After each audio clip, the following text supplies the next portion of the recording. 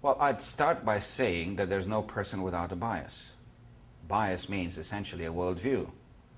And if you're not having a worldview, you're not a person, you're a vegetable, quite obviously.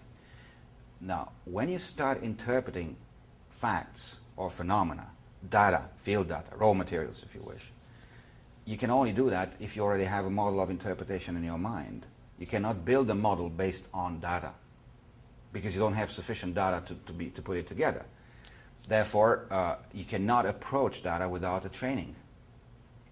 Now, your bias is the result essentially of your training. So you're coming from a certain school, because if you look in geology, we have certain schools in tectonics which do not agree. There are still geologists that do not believe in plate tectonics, for example. And then you have different schools of sedimentology. There's some which approach it according to sequence stratigraphy.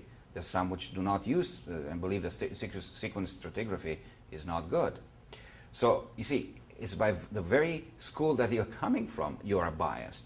Therefore, you're looking at data according to what you've been taught in school. And I believe that that is a fundamental mistake, because we are not in the business of confirming our ideas. We are in the business of finding the truth. And truth is just one. It's not according to the school. So I believe that regardless your training, you look at the data, see if it fits what you've been taught about, and if there's any question about it doesn't fit it, then you should look to the alternative. And if you're a truly honest person, you should act, I used to call it the Murphy approach. So whatever my interpretation of fact was, just for the sake of making it more interesting, I would take the Murphy approach, according to Murphy's law, just the reverse of all things. See if it makes sense.